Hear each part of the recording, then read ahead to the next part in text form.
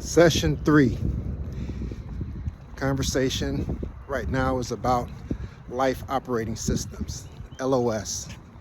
It's funny how we have operating systems that we use in our computers and now especially on our telephones, and it almost seems like every week, but there's always a little notification letting us know that the OS needs to be updated.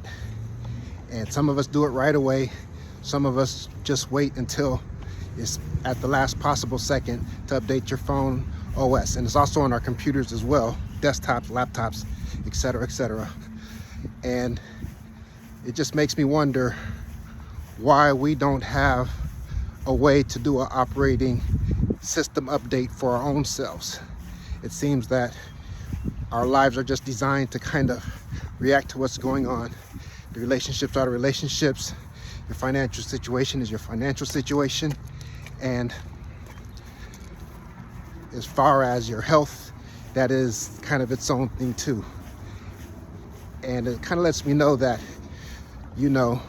as I was speaking on the other day, motivation is too temporal to kind of use as a foundation. Systems that are more predictable make it easier to be able to achieve whatever outcome you're trying to achieve. Because the reality is we're just basically a total of our average day. You can have a great day, you can have a terrible day, but out of a 7-day week, one could be spectacular, one could be horrendous, and then 5 are just and we're pretty much, our lives are all about the sum of those mundane days, Monday through Friday, or whatever the particular day is. And I was just thinking about, even with this recording session right here, the process of code, where it's capture, organize, distill, and express.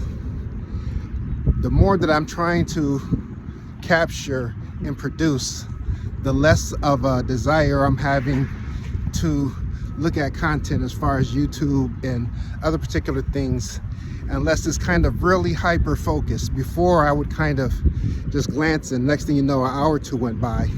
And now that I'm trying to produce, it's real interesting to see what I allow into my attention span, so that I can think about it, make observations on it, hopefully have some insights so that I can discuss it later or put it into my notes. Because I'm just trying to capture my notes now and create a more coherent way of being able to learn and express. I've been using Obsidian in addition to my other stuff. So now it's kind of like I'm trying to create what some of the cool kids are calling a second brain, but I'm just looking at it more as memory extension, so that anything that you talk about and you're like, oh, what's that?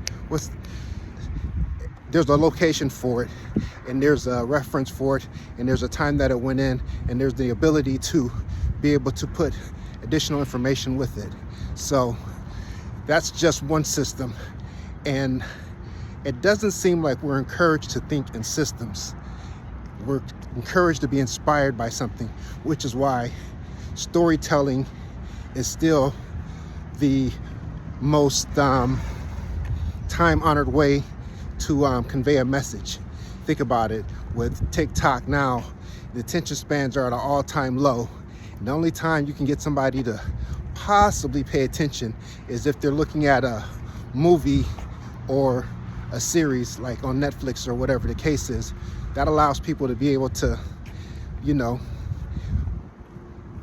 zone everything else out. Half of them still have their phones on while they're watching a movie, but that's another conversation. And be able to dial into what's going on. So it's just interesting to think about how people put systems together. We all do a little bit, but it doesn't seem like it's something that's,